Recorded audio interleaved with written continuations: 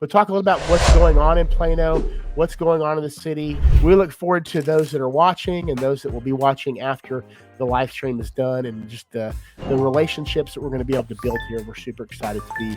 What's something about you that nobody would have any idea about that's really interesting? What does a typical day look like? As far as I know, you're probably working with clients, but are you in the store? Or you're in the storefront often, or what does that look like for you? Well, good morning, everyone. Welcome to the Community Difference Plano. We are excited to really relaunch this show in the Plano community. Myself, I've lived here now for 5 years, work in the area, and just excited to be integrating our businesses and really just getting a pulse of what's going on in the community, bringing it to those who live here and the businesses that are here. And we're just really excited to partner with the difference and create another show here. The goal of our show is we partner with the Difference Media LLC, which is really a business development platform, a business development networking platform, is to bring the concepts of networking and content creation and the ability to stay top of mind in your branding and how you relate to other businesses, other communities, the citizens of the community, right? We want to bring all that together, integrate it in a podcast form, but also deliver awesome content, introduce you to some inspiring guests and people, and really at the end of the day, just have a great conversation about what's going on in the community. And so as we continue to do that, we've got shows now in Denton and Rockwall and Frisco and Wiley. Obviously Plano, we're looking to launch some more here over the next year. I think we want to have 15 shows. I might have just made Lyndon, our producer, just have a conniption. I might be wrong on that number. Maybe it's only like 10 shows. He might be panicking in the background. I'm not sure. But we're going to launch a lot more shows, and we're just excited to be integrated into our local communities where we work and where we live, where our kids go to school, where we just play and entertain ourselves and eat and just live our lives. And so the part of the content side of this is to interview and to bring on guests that are integral parts of the community that have lived here. They have a vested interest in what we're doing in the Plano community. And also all of our co-hosts are business owners here, or they live here, or most of them are both. And so really just excited to launch or relaunch this Plano show, which we started at the beginning of last year. We put it on hold as we were making some changes and developing further what we wanted to do. And I think we've really perfected our format. And as we continue to grow, we're really, like I said, we're really excited to be in this community and be on the show today. So it's going to be every Wednesday at 11:30 right here. You'll get to hear from different co-hosts, different guests every week. You will hear from me every week. I hope that's okay. I'll try to bring you my A game every time and a fresh perspective on what's going on and different topics as we go through the months. We will not be having shows on the 5th Wednesday because we need a rest. Let's just be honest. We want to reset and get ready for, I guess you just need a rest every once in a while. So we look forward to those that are watching and those that will be watching after the live stream is done, and just the relationships that we're going to be able to build here. We're super excited to be a part of this endeavor. So let's take a moment before we hit our commercial break here in about 10 minutes. I want to introduce our amazing co-hosts. Now, we're going to have everybody on today as our relaunch show, but usually we're going to have a couple of co-hosts every week, and then we'll have different guests, and you'll get to see new faces every week. So let's bring in first the great Jim Thomas. Jim, good morning. It is still morning. Good morning to you, Jim. Jim is really our resident business guru. He's been in the business world for a long time, probably 30 years or more, starting in the fitness industry, correct me if I'm wrong, Jim, but really helping businesses with funding, with getting off the ground, and just giving them the guidance to make sure they're not the statistic that 4 out of 5 small businesses fail. The one that doesn't are the ones that work with Jim. So it's great to have you on the show, Jim. How's your new year starting out? Well, so far so good. It's good to be back on the program. Good to have you back in action, and ready to talk to a lot of folks and see who we can help in the new year. Awesome. Well, let's bring in also Jacqueline Kreider. Jacqueline, good morning to you. Jacqueline is with PBJ Mortgage, and she is also on our Frisco show because she's, has her mortgage tentacles, I guess, in many cities throughout the DFW area. So she also lives in Plano and just been here for. How long have you been in Plano? You grew up here, right? Yes. So my family moved to Plano when I was 1. So Okay. pretty much my entire life, except for college, I have lived in the DFW, and I haven't lived every single year in Plano, but as a general rule, Plano are very close surrounding cities. Okay, awesome. Well, that's fantastic. And then let's bring in Brenda Thompson. Brenda's another one of our co-hosts with Home Smart Stars. She's the broker CEO owner. Brenda, good morning to you. How are you this morning? Good morning. I'm doing great. Happy to be here. Did you do anything? Was your New Year a stay up till midnight, or was it go to bed at 8? It was a stay up till midnight, Okay, maybe for you. 12:30, and then bed. Yeah, I But had told some you. friends over, so it was not the crazy party of 20 years ago, but it was a good time. Well, I learned that you could they have videos on YouTube that you can for your kids, and it's like a dance party, and it does the countdown. You can show that at any time after 6 p.m. And so we did our countdown with them, and we were like, well, we might as well go to bed ourselves, and that's what we did. So it was needed. It was very much needed, but it was a good evening with the kids. And then also let's bring in Sonia Lowry. Sonia, good morning to you. Good morning. How are you doing? Sonia's with Gaston Investments and Development. First of all, Sonia was going to be on our Frisco show, but the timing worked out better for our Plano show, so we're very happy to have her. Talk to me for just a second about your New Year. What did you do? Uh-oh, I think we might have had Sonia freeze. Well, we'll come back. Oh, can you hear us okay, Sonia? You froze for just a second. Can you hear us okay now? We still may be having some issues with Sonia. Okay, we'll come back. Yes, I can hear you. Okay, perfect. I was asking you what you did. Oh, we lost her. Okay, well, she'll log back in a moment. Having some internet issues, no worries at all. So let's take a moment before we hit our first breaker in just a moment. I want to introduce our guests. And one of our guests, you'll notice, has the same last name as one of our co-hosts, and that's Miss Mona Kreider. Mona, good morning to you. Good morning. How are you today? Happy New Year. Happy New Year. We've been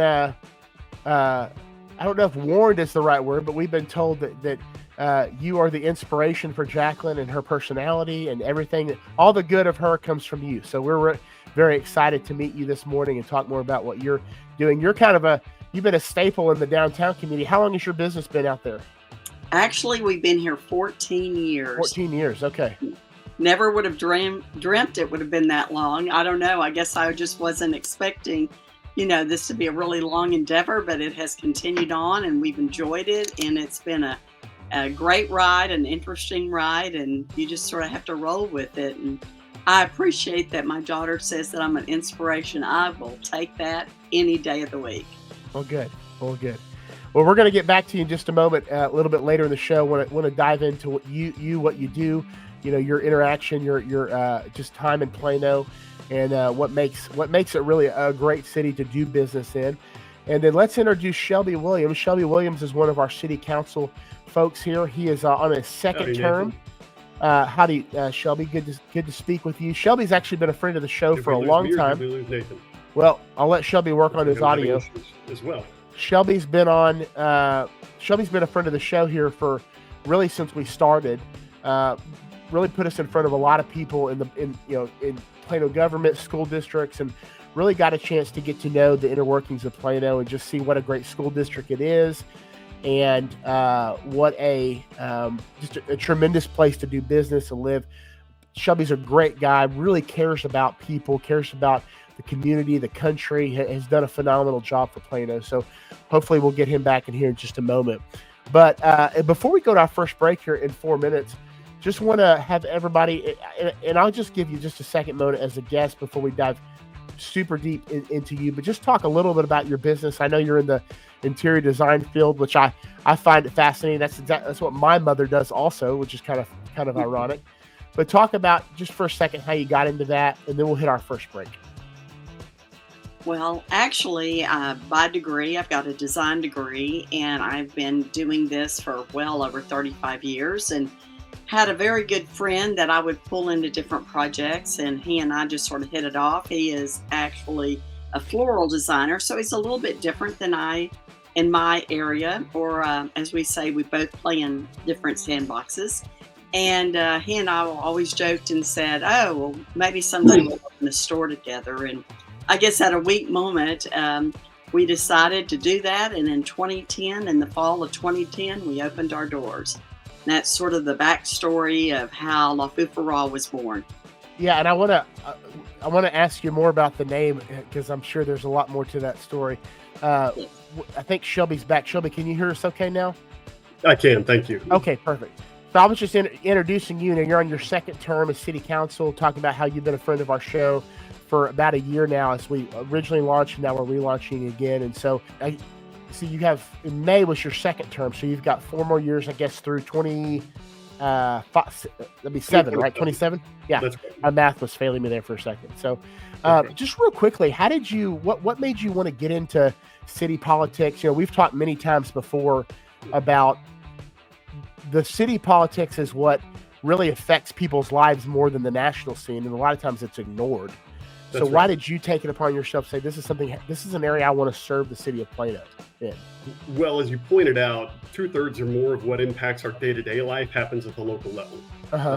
You know, Washington gets all the headlines, but what actually impacts us, like traffic, happens at the local level.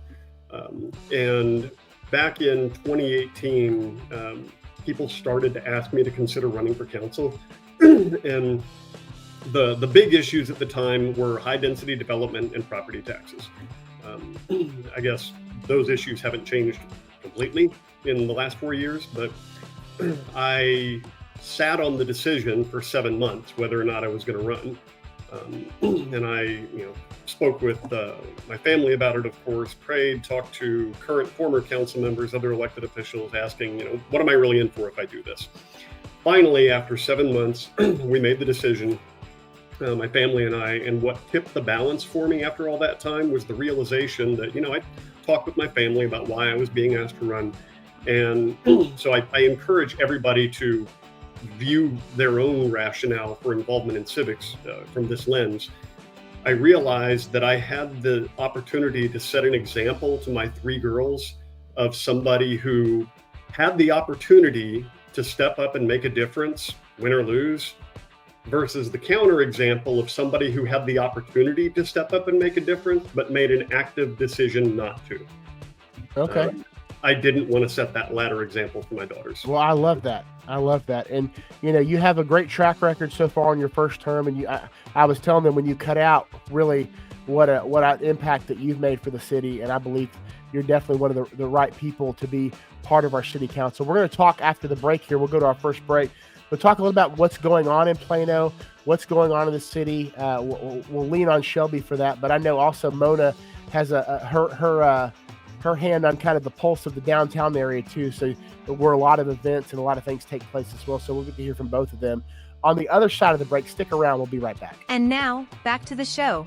Welcome back, everybody. Thank you for sticking through the break there. And we're excited. We're about to launch our inaugural, one of my favorite segments. And that favorite segment is What's Up Plano? Plano. So it's a time where we get to just talk about news and events.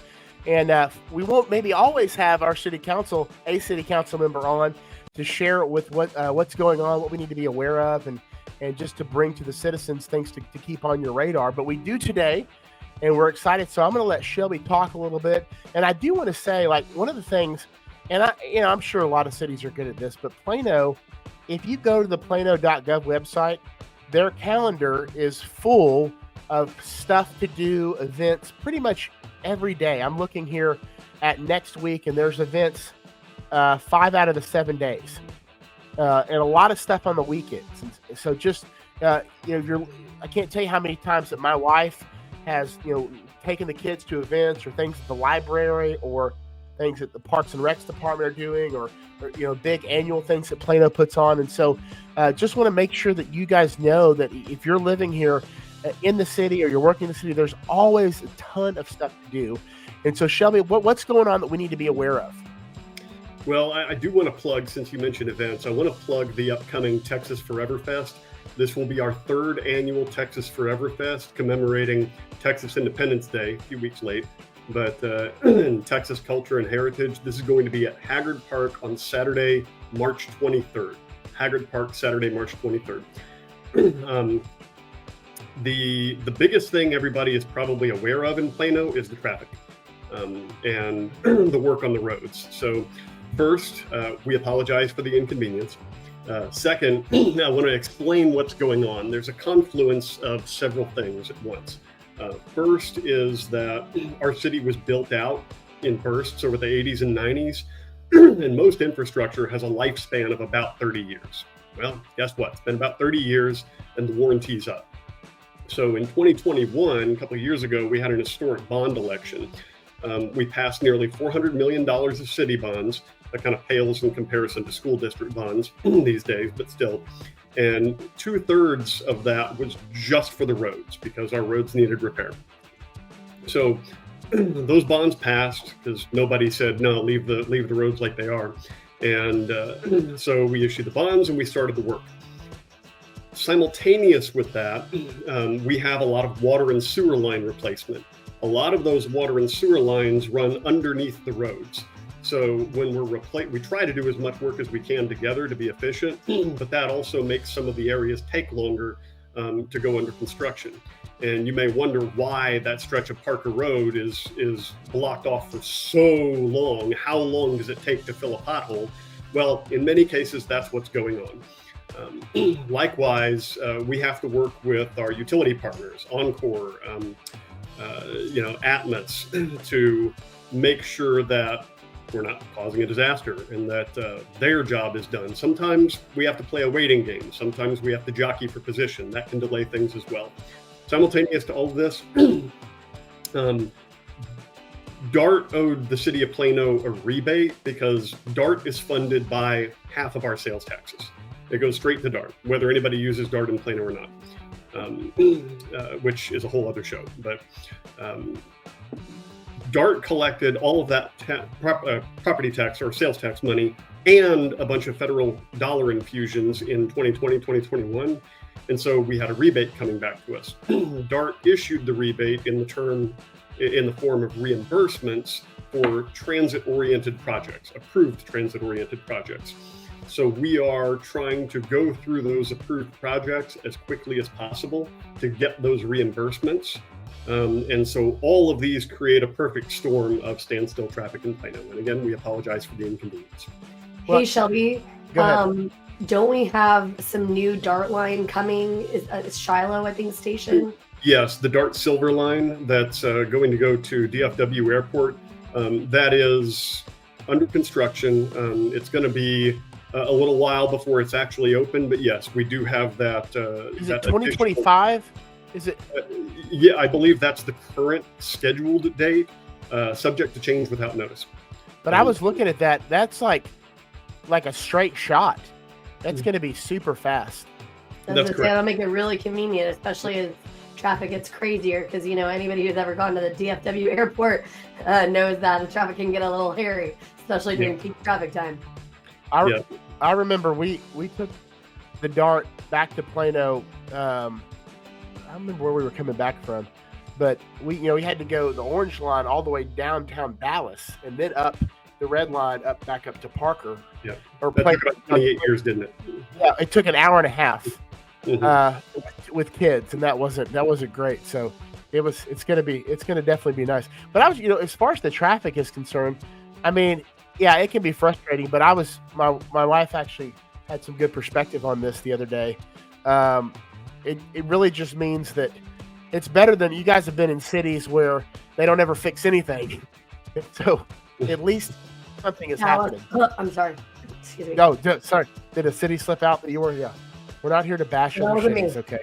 Even though Plano's awesome. I'm just kidding. We can bash other cities. Well, and that's our job. I mean, Plano, we earned the title, the City of Excellence, and Plano's one of the top cities in America for fill in the blank, almost everything.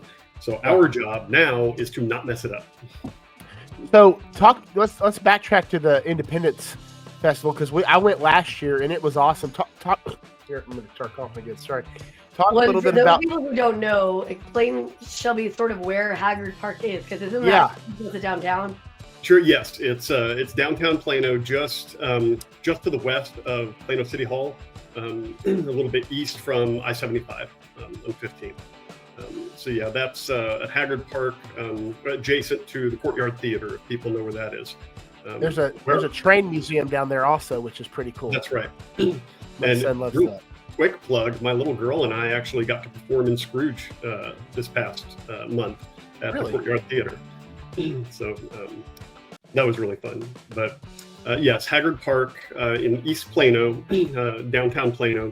And so first, a little bit about the genesis of this. This was actually a constituent suggestion to have a festival commemorating Texas Independence Day. I wasn't aware at the time of anything north of Washington on the Brazos doing that. Of course, there's lots of competition for 4th of July celebrations. And then we've got the Balloon Festival in the fall. So I proposed it on behalf of the constituent. We went ahead with it. It got delayed a little bit because of the pandemic, but we had our first one in a couple of years ago, and it was a big success. And so, I tell everybody, speak up with your ideas. The worst that can happen is they won't happen, but they might. So we've got all sorts of food vendors out there and other attractions, Texas culture, Texas heritage, all sorts of attractions, live music. It is a family-friendly event, so it's a lot of fun. And it's been a privilege to go there the past couple of years. Well, Mona, being downtown, you're there probably often when there's events down there, and I feel like Plano does a good job of keeping the traffic moving when there's a lot of flow in that area, whether it be for an event at the park or an event on the stage pavilion there. What's the name of that pavilion right there by Fillmore Pub? Oh gosh, I'm blanking. You're talking about the one two down. Oh my gosh. Yeah. That's McCall Plaza. What is it? McCall Plaza. Yes. Okay. And it is wonderful. It has a great stage, areas for people to sit and enjoy entertainment. It's constant that we have events down here. Yeah. Well, I was gonna say, Mom, don't they do monthly? Is Wine Walk monthly or is it quarterly? Oh, that's monthly, and that's I almost every month we have at least, I would say, 3 events, if not more. There's stuff happening all the time. Always. Mm-hmm. So go ahead. It's also a great area for creating your own event. Just last month, I grabbed several friends and we did a little pub crawl in all those little downtown pubs, Fillmore Pub being one of them. And it was a lot. It was so much fun. There's just a lot of activity there. It's all walkable, which is what I love too. You can grab friends and just kind of meander from place to place in the downtown Plano area. So it's a great space. And it's got so much character. Okay, I gotta ask you guys. Maybe it's something off topic, but I keep wanting to go to that German restaurant. We went there. Is it? Do you mean Austrian? Because Joe called them German. They will get upset at you if you're talking about yours. Yeah, it's Austrian. Sorry. It's Austrian. It's Austrian. Well, that was fighting words if you call them Germans, Nathan. I'm just warning you. Sorry to all my Austrian friends. Sorry. Okay, well. It is fabulous. It is a wonderful experience. You have to go. The food is excellent. So yes, and it's a great experience. That's awesome. Shelby, we got about 2 minutes. There's an actual true German place, Nathan, just FYI. It's called Bavarian Grill, and they recently moved. They're kind of off Parker and 75. Oh, that's the one. Okay, that's the one I was talking about. So they moved. Okay, I knew I wasn't crazy. So I did not insult our Austrian friends. Well, we thought you were talking about the one downtown. That's yours. Okay, that changed though. But the other one was downtown, right? It wasn't downtown. It used to be across from the Target at Parker and 75, I think. Maybe I'm back to insulting our Austrian. All right, we got 2 minutes before our next break. Shelby, what a couple more things. Anything else going on that we need to be aware of? Well, there are no elections this year in Plano, but there will be elections next year, including a mayoral election. So that's going to be spring of 2025. For those who don't know, local elections in Texas occur on the first Saturday in May, not in November, unless something has happened to create a vacancy. Awesome. And we hope to Shelby and I are working to have the mayor come on the show here and just get to know him a little bit and talk to him about things that are going on. And hopefully we can make that happen here either this month. Did you get a chance to mention that to him? If you not since the holidays. I'm going to see him early next week. Okay, awesome. Well, we're going to hit our next break, guys. When we come back, we're going to dive in deep with Shelby and Mona, ask some penetrating questions, put them on the hot seat. Not really. It's going to be really easy. But stick around, guys. We'll be right back. Welcome back. It is good to be with everybody here. We're almost halfway through the show today. We've got a great group. It's exciting to be speaking with all you guys today. Like I mentioned, we won't normally have all of our co-hosts, but for the launch, they wouldn't have everybody on. And so couldn't have had two better guests to start off our relaunch of the Plano Community Difference. And so, guys, we're excited to have both of you. But let's dive in here and just kind of ask some questions. And I'll just go back and forth. We can ask this to both Mona and Shelby at the same time, because I know, Mona, you've been in business in downtown, you said, for 14 years. But let's start, because I know y'all have lived in Plano a long time. I know Jacqueline said before we started the show that she's been here since, I think, 1. So let's just start. 39 years. 39 years. Okay. That's so correct. what drew you guys to Plano initially? And then you talked a little bit about kind of why you started your business, but let's start what drew you to Plano initially and why you decided, hey, this is the place that I'm going to start my business also. Well, actually, my husband was transferred here for work to the Dallas area, but we knew that we sort of wanted a little quieter lifestyle and one that was a little richer for our kids, had great education, and Plano sort of checked all those boxes. It was a younger community and had great school systems and a little quieter town, but yet close enough to Dallas and to, the workplaces for at that period of time. So we've actually grown with Plano. It was sort of a sleepy bedroom community, but boy, has it grown mightily almost over the 40 years. Shelby, what about you? I know you've been in Plano, you said you said it earlier on. How long? 20? Yeah. Oh, 2003. That's right. That's right. And where were y'all before that? Richardson. Okay. So, I was in Richardson a couple of years before that. My wife was in Russia. She moved over here for me. That's a little further.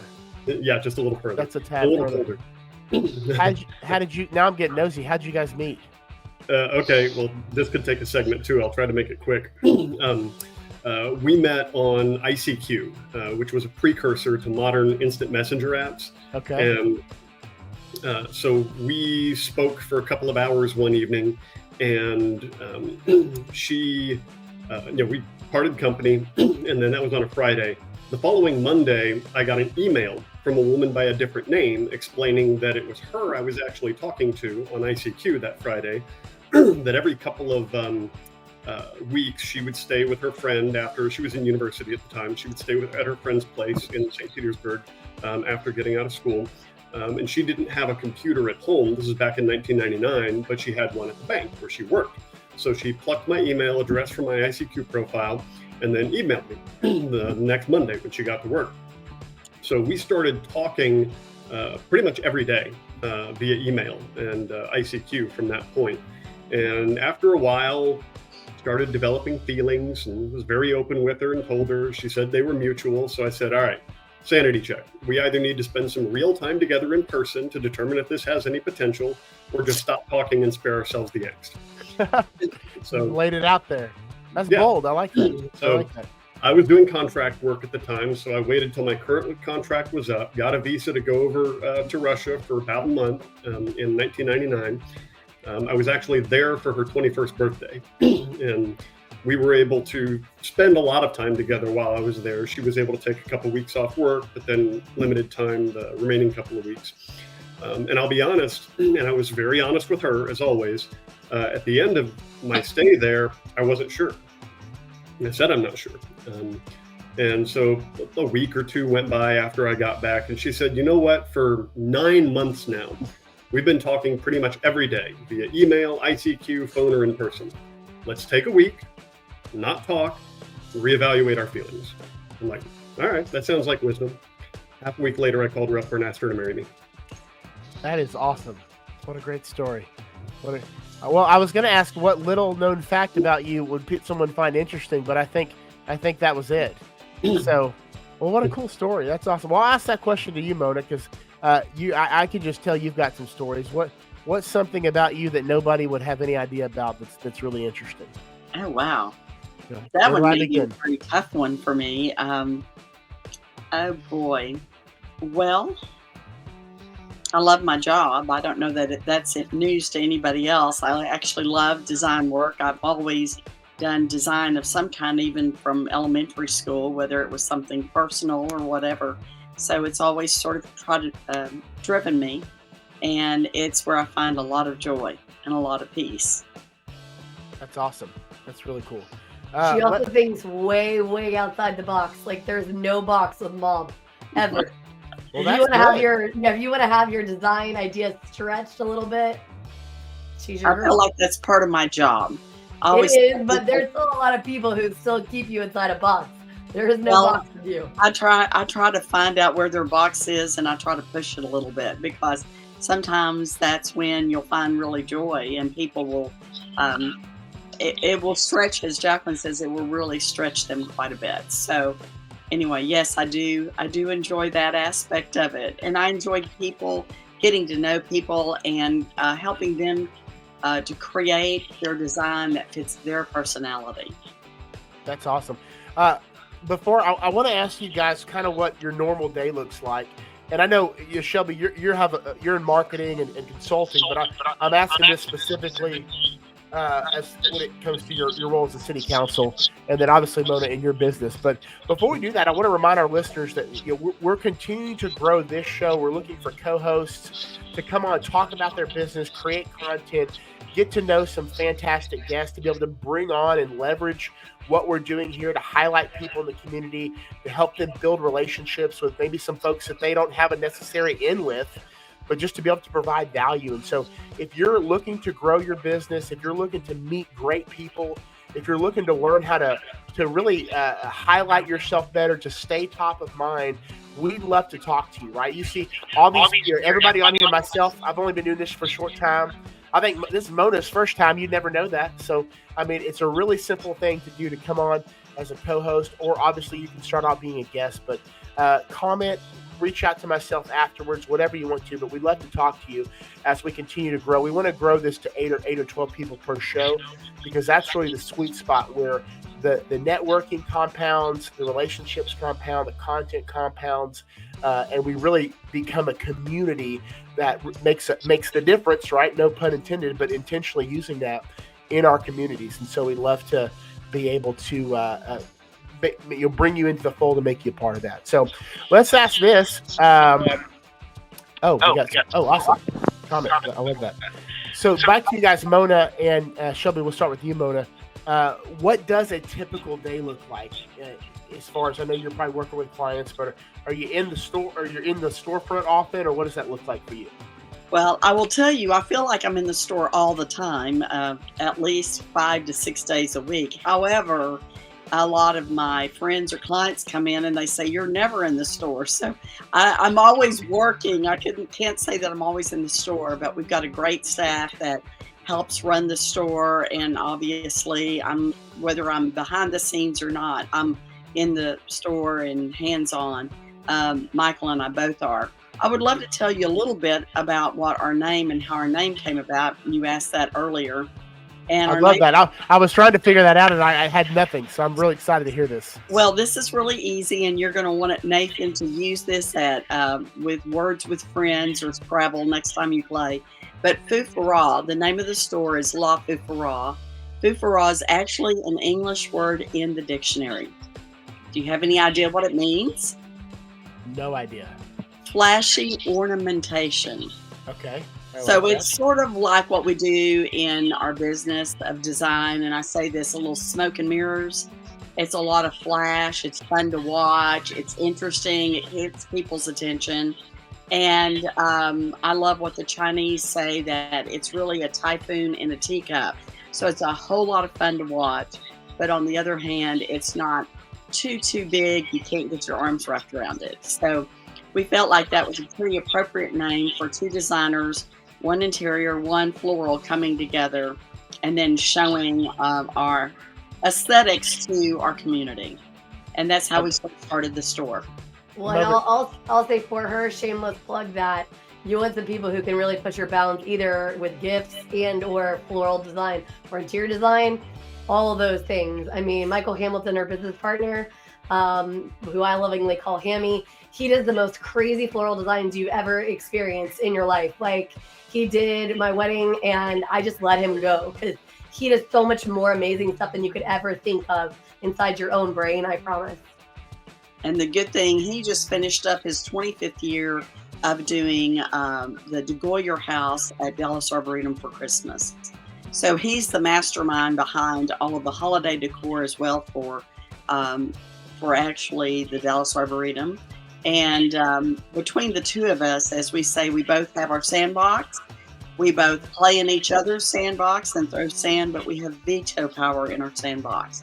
So he is always doing outside help, whether it's a backyard party and he's doing a large arrangement, or unfortunately a funeral, any of that. But he also does very major events, weddings, like the Arboretum as well.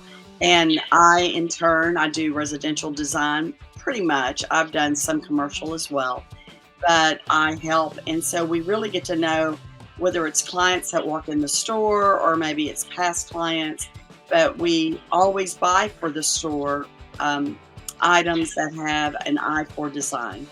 We always say it's high design for home and life because our store is truly a home and gift store.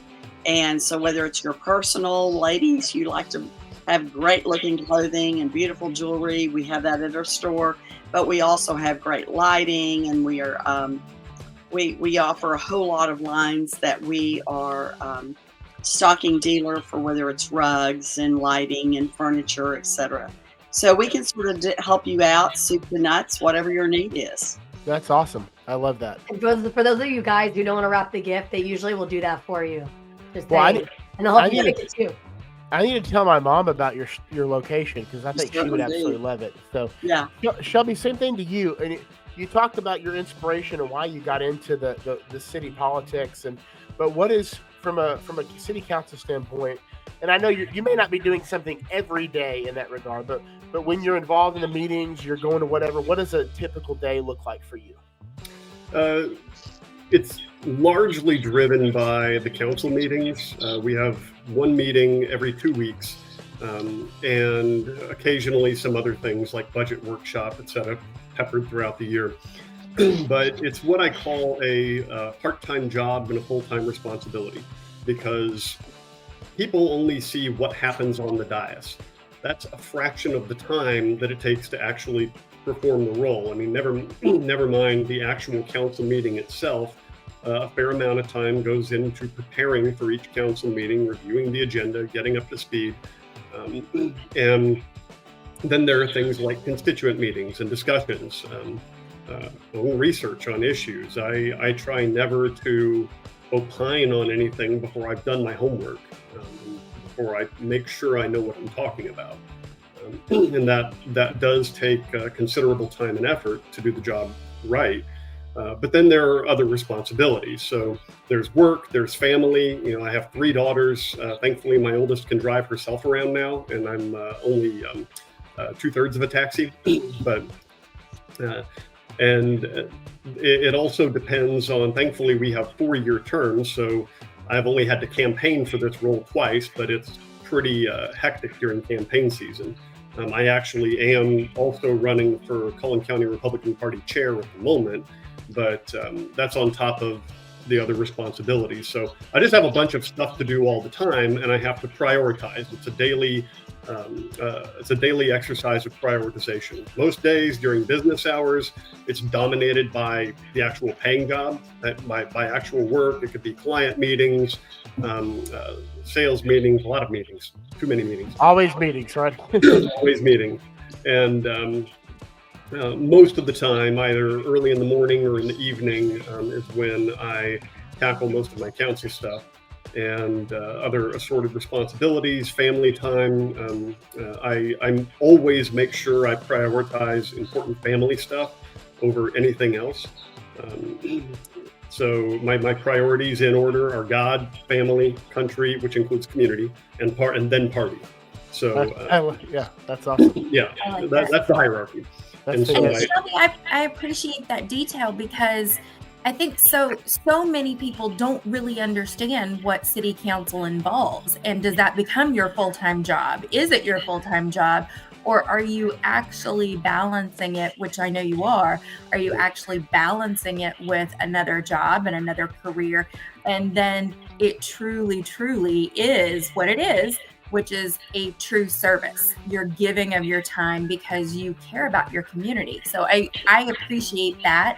I appreciate that detail and that answer. And I appreciate you doing this for our community as well. I appreciate that in turn. Thank you. That's awesome. Real quick, shout out to Paul Fisher, who just commented. Paul, great talking to you. Great to see you. Thanks for watching the show. And we got about 1 minute here before break, but just a quick question.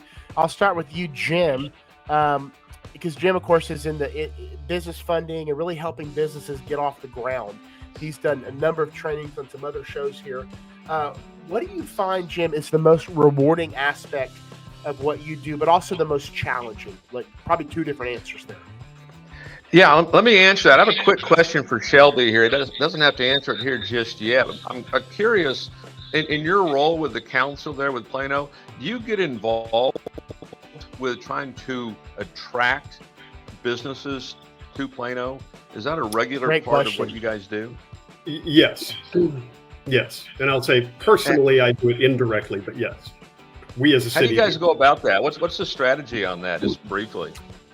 That's another episode by itself. We're getting lots of new episodes here. The number We'll have to have you one back thing, on. yeah, the number one thing is to try to create a very business-friendly environment in terms of working with the school district to make sure we have a good school environment. Public safety is a huge one. Schools and public safety are the things that made Plano what it is. Making sure that there's a sufficient network of businesses and a diversification of business types that it's attractive for a company to move in. Transportation, move in or stay here.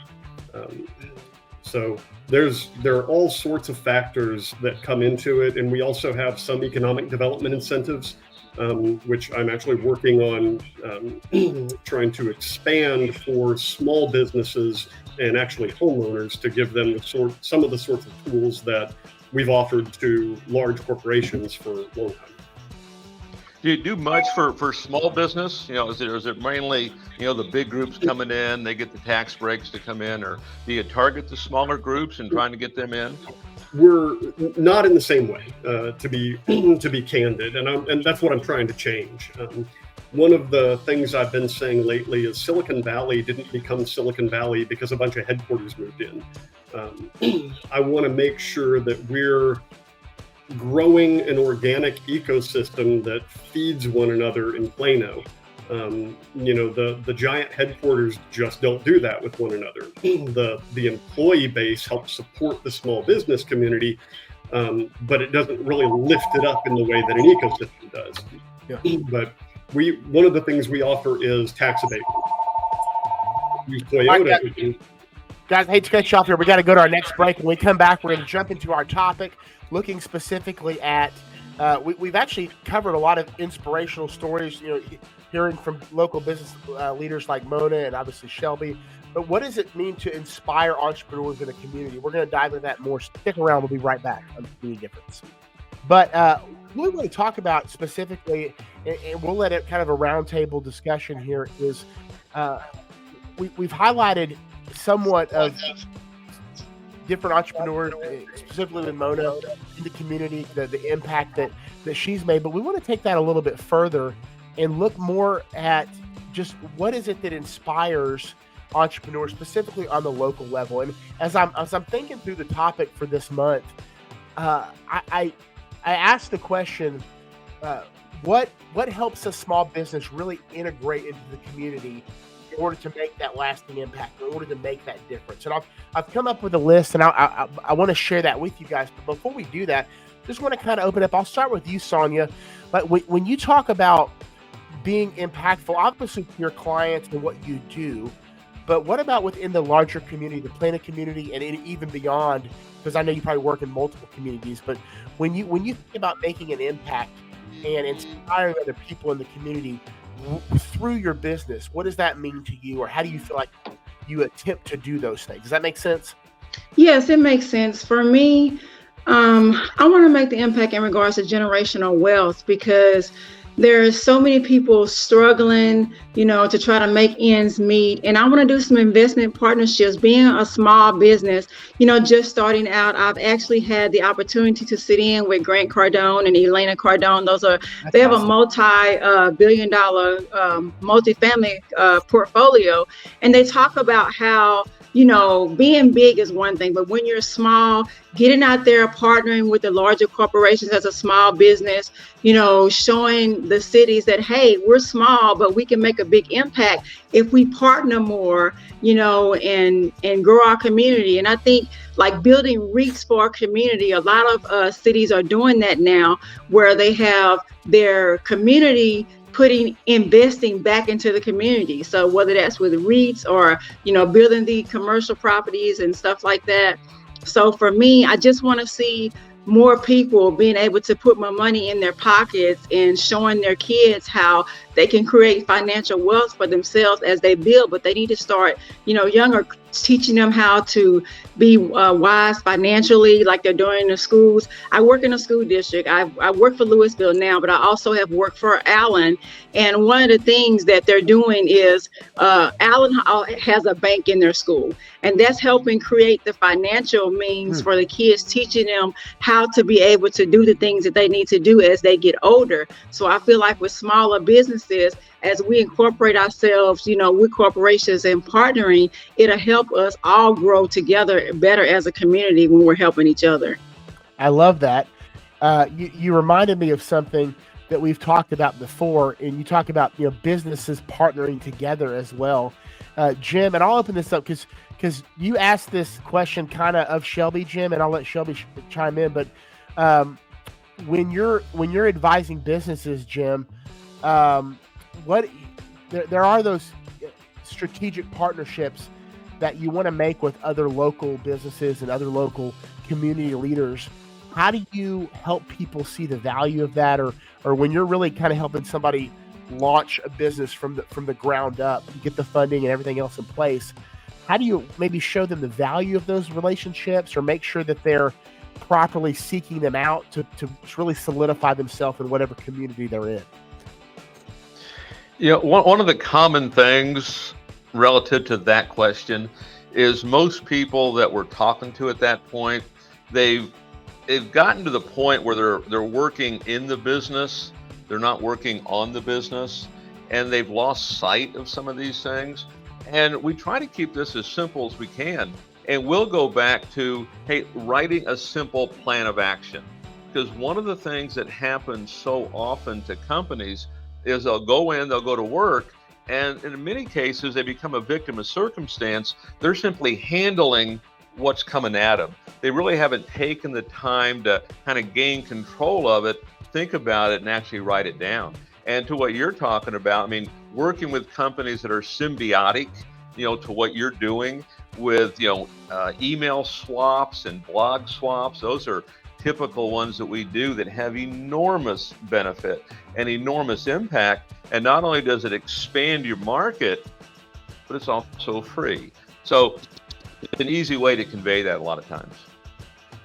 Jim, I want to say that I like that you said that, because for me, starting out, being new, trying to go on this entrepreneurship journey, it's been really difficult. And what I had to do was I had to remove the box altogether and really get uncomfortable in order to, work the business. Because you can get frustrated, in the beginning, because you got so many obstacles and how am I going to get funding, or how am I going to do this? But I started networking and putting myself in rooms that I never thought I would be in, when I made myself uncomfortable. And I think that's what it's going to take, is you have to really get out, remove that box completely, so you can, start working on the business. Because when you get caught up in, the frustration and the stresses of it, that's when you want to give up. But I think for me, I just had to say, I can do this, and I had to get in rooms with people that were like-minded. And I think it's so important that you have that proper circle, because if you don't, then you can find yourself quickly becoming who you're hanging around. Yeah, I think that's a fantastic point. It's sometimes, and Jim, you probably agree to this. I think, businesses can kind of silo themselves and forget about the resources they have around them. I know, Mona, you're sitting there in downtown with multiple businesses and restaurants right around you, and they don't necessarily have anything to do with your business as what your business does, but just talk about kind of the relationships that you've built downtown and how that affected your business in a positive way. And I think Jim has hit on so many, and so Sonia does well. Great points. I think, how do you build the community? It's sort of the same way as how do you build a good neighborhood. First of all, you get to know your neighbors. That helps. And I think sometimes if somebody else, for instance, if there's another retail business down the street, I need to welcome them, because actually they make me stronger. And hopefully I will make them stronger as well. But a lot of us we will get together and we will figure out ways to be able to help each other. We're all small businesses, but we will then collaborate on maybe an event, or what are you doing on discounts on this, and help me with this, and we'll have suggestions for each other. And I think all of that is really good. Don't be afraid of the people that are in your space or in your business. They're usually not don't look at them as just a competitor, but also look at them as being a friend. How can we help each other to grow and to prosper? And also, how can we help it? And by helping each other, we're also helping the community, making sort of the neighborhood strong.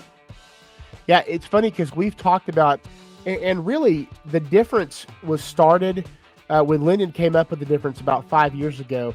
The question was, what's the difference between small businesses that succeed and those that don't? Okay.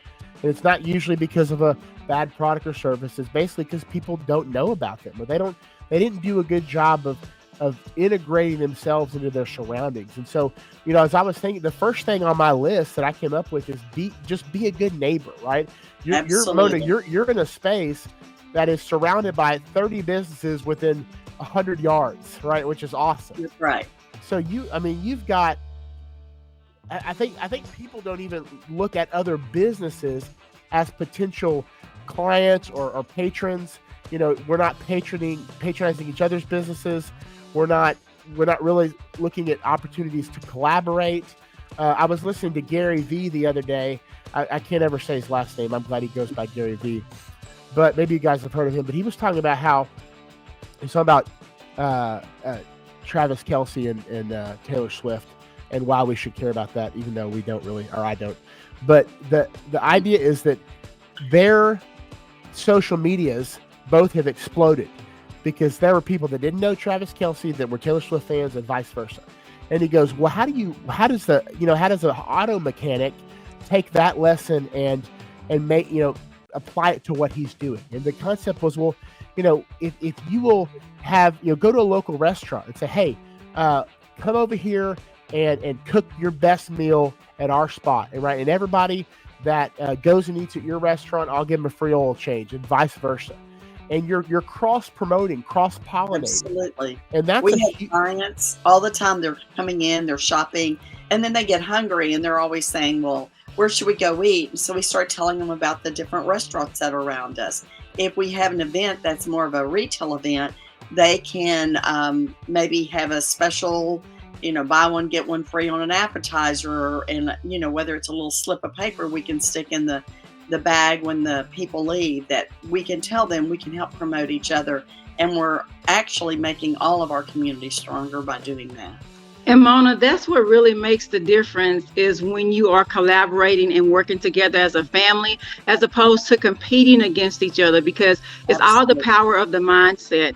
If you want to get somewhere, if you want to do something, you got to be able to work as a family and stop thinking that next person is competing. You're not competing against each other, especially when you're doing what you love. You got to look at it as, hey, let me promote you, you promote me, and we move up together, and we'll all be on the same level. I agree with that totally. Again, makes the community. Even if you're And, in this, and I think a this lot of industry- businesses, a lot of business owners and entrepreneurs understand that it's not always only about me buying something from you or you buying something from me. Right. Sometimes it's that collaboration, it's that emotional support, it's that encouragement, it's that friendly, happy face to just say, hey, I like what you're doing. And I think that business owners actually get that. And I even think, more. Brenda, what you just said is so important and so intuitive, because I think, and I tell people this, it doesn't matter how beautiful, let's say, your dining room is. It doesn't really matter what phenomenal food you have. People will remember how they connected and Yes. how they felt. So whether it's somebody coming in my store and I'm making them feel at home, I'm helping them find a need, whatever, or I'm helping them find the best restaurant on the street, they're feeling good. They're feeling like they're a part of the family, a part of the community. And we really love to have that for downtown Plano, for that people to come in and have that family feel. Well, We're about I was to hit gonna our- say, sorry, go ahead, Nathan, I wasn't Jay. trying Yeah, to wrap- interrupt you, but That's okay. Brenda and I are in a space together where like we have all this competition, and I think it's really funny because I mean, there's no possible way Brenda could sell every single house in DFW, just like I couldn't do every single mortgage for DFW. But people in our space, they're so just like against each other and they don't like to collaborate. And like Paul Fisher and I tomorrow on the Frisco show, we're going to co-host, and we're both in the mortgage space. And a lot of people would be like, why in the world would you want to co-host with another mortgage professional? Why not, right? Like we have totally different perspectives. The models, who we serve, they're completely different. And we're different people. Like who I attract is going to be different than who somebody else attracts. And I've learned more from people in my own space than I've learned from other entrepreneurs who are outside of my space, which has been super helpful. Yeah, and it goes back. Lyndon just put a point in the private chat here about being truly relational is understanding how to cross market and find those collaborative opportunities. So, like 20 seconds, Shelby.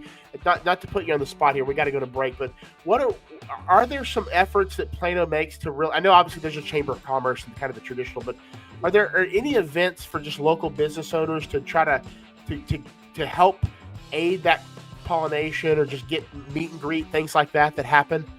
The chamber is the main engine for that. There are some things that occur, but they're not necessarily city driven. Our biggest responsibility is to create an environment in the city where everything these folks have talked about for the past 10 minutes can happen easily and productively.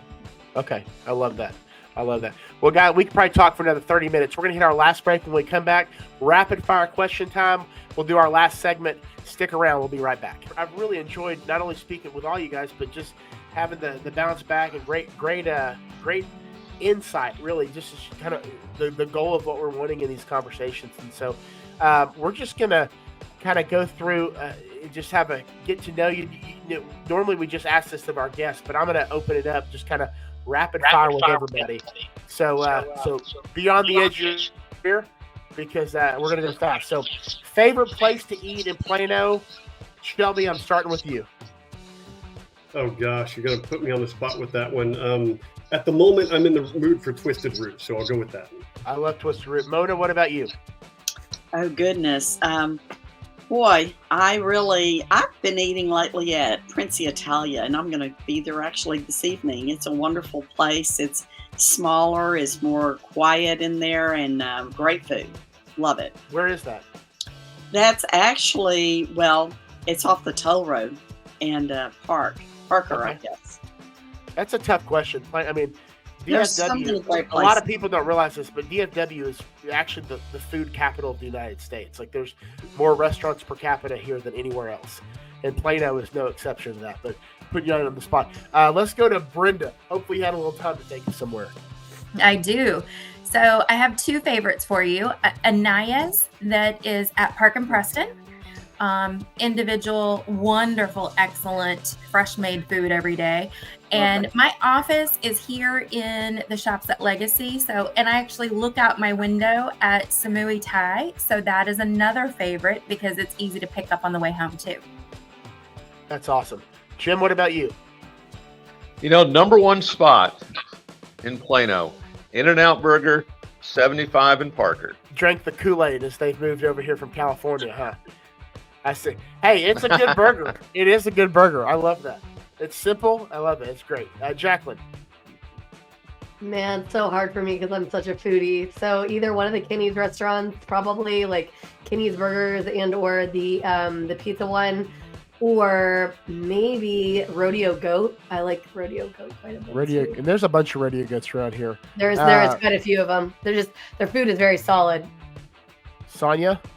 Papa Do's is actually my favorite, but I also like Kona Grill on Parker and Tollway, Plano, West Plano. Wait, I didn't know there was a Kona in Plano. I only knew the one at North Park. Oh no, there's one in West Plano, Kona Grill. Yeah, that's right by Eatsy's. Yes. Kona is one of my favorite places. I love it. Yeah, that's awesome.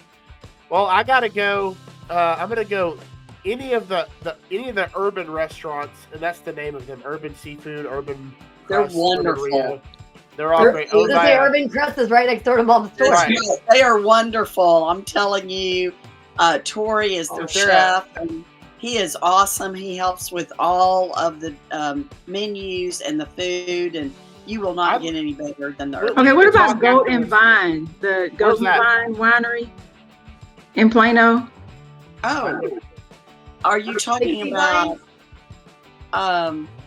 61 Vines? It's called Goat and Vine. It's like a vineyard. But it's new. It hasn't been long open. I gotta look that up.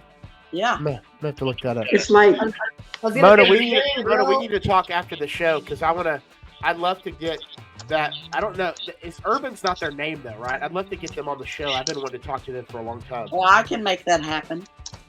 That's awesome. Mom knows all kinds of people.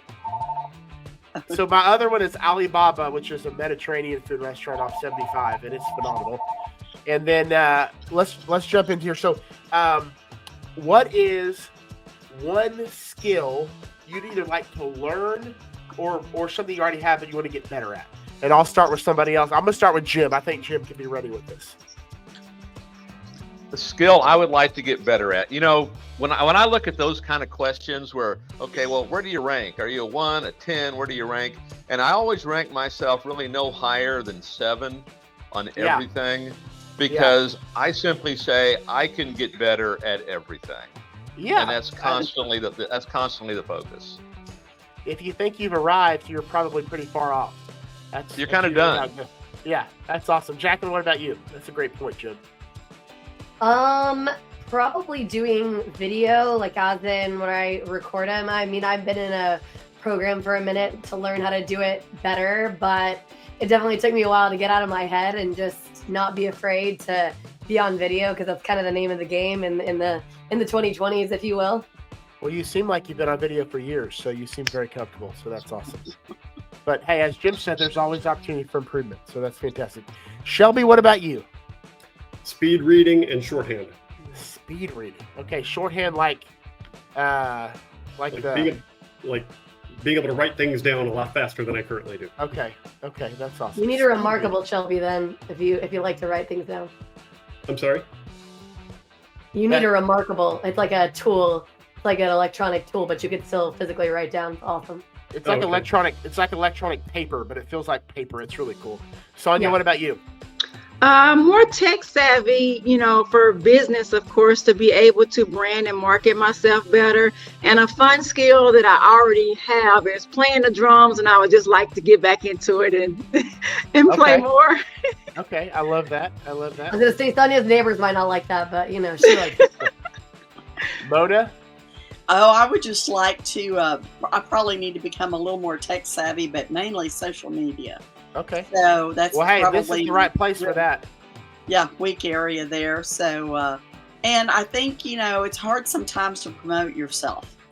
I think that you think, oh, it'll just come, and I think we live in a day and age, like Jacqueline has said, that you really have to be out there, and you really need to know how to do that. And I think that's just being business savvy.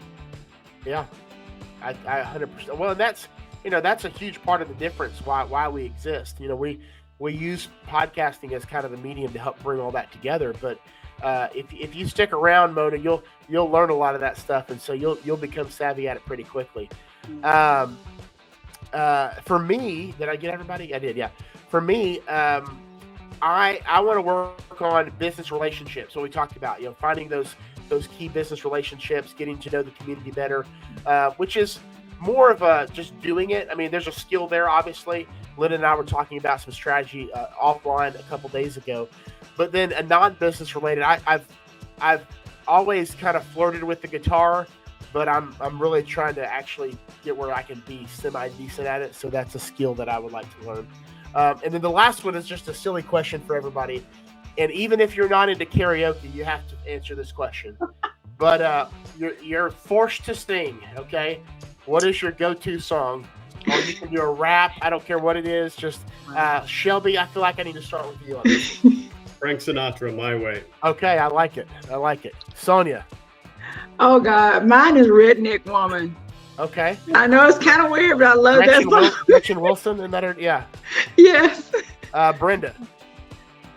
Oh gosh, I really don't do karaoke anymore. But if it was, I had to, I'd probably pull out some Shania Twain, something that is just a fun, upbeat to get everyone to sing along with me, so that the spotlight's not so much on me in karaoke. Jacqueline. It's got to be something like Backstreet Boys or NSYNC. Maybe I want it that way. I don't know. I'm not a sucker for little bye bye bye maybe. Yeah, something like that. Exactly. Some fun. All right, Jim. When you're astounding everyone with your karaoke voice, what are you singing? Boy, I'd scare them all away for sure. And I don't know that I know the words to any song, but I'll say the Star Spangled Banner. Okay. I love the Star Spangled Banner. Yeah. At least you get everybody's attention. They can take the hat off. Okay, I like that. What about you, Mona? Boy, that's a hard one because I love music, and it doesn't matter if it's an old Hank Williams song that you're singing to the radio or a praise song at church. Love to sing. So if anything that has emotions with it, boy, that's mine. That's where I am. Well, that's awesome. I actually love karaoke. I haven't done it in a long time. I used to do live band karaoke because I'm a snob, I guess. But I don't. Yeah, once you do live band karaoke, it's a lot. You don't want to go back to regular karaoke. I love it. It's even a family thing that we do. We do karaoke as well. We love it. Oh, that's awesome. My go-to is Bohemian Rhapsody. Can you sing all the words? That's a real question, though, Nathan. Do you right? I do know all the words. Yes. And when I'm not sick, I can actually hit all the notes, but not hey, right now. I see a karaoke experience in our future because I can usually sing pretty close to all the words too to that song. Well, let's go for it. Interesting. Last time I did karaoke a couple of months ago, I did My Way, the Star Spangled Banner, and Bohemian Rhapsody. Well, that is funny. How did it go for you? Bohemian Rhapsody it's a tough one. Was a little challenging. Yeah. But most of it was okay. And I do know the words. Well, that's awesome. Well, guys, that's our time for today. I want to special thanks to our guest, Shelby, Plano City Council, doing a phenomenal job for Plano. Mona, obviously, it's like I mentioned, it's easy to see where Jacqueline gets all of her great qualities and personality. Looking forward to getting to know you. I feel like you're going to be a part of the show more often than you even realize right now. It's so great talking with you and left to meet you offline. And, of course, thanks to our co-host, Sonia Lowry with Gadsden Investments and Development, Jack Kreider with PBJ Mortgage, Brenda Thompson with HomeSmart Star Brokerage, and, of course, Jim Thomas, Business Funding. And I love his tagline, when the going gets tough, I'm sorry, I just totally butchered it. When the going gets tough, the smart get help. Isn't that what the end says? It cuts off here, which is a great thought for never be afraid to ask for help and ask for advice in whatever you do. So, guys, great show. Way to start off 2024. I love the conversation. Pleasure speaking with all of you and meeting some of you. And guys, stick around next Wednesday. We'll continue our same topic. We're going to have all new guests, excited to bring you what's going on in Plano and talk about some things that are very pertinent to not only you as the business community, but just Plano as a whole. And so thank you guys. Have a wonderful week. We'll hey, and FYI, Nathan, don't forget that all the contact information for any of us on the show is in the comments. So if you want to reach out to any of these small businesses or just get more information, feel free to reach out to any of us. We're happy to help. That's awesome. And I will say one last thing too. As I mentioned earlier in the show, we're looking for more co-hosts. We want to get this thing up to where we have 2 co-hosts a week, so basically 8 or 9 co-hosts total. And you can just reach out to Sonia, Brenda, Jacqueline, Jim, and just talk about the value of what it's done for their businesses, their relationships. And so excited again for what this year has to hold for all of us. But we'll have to take that up next week, guys. Have a great week. We'll talk to you soon. Bye-bye. Right. Thank you for watching today's show.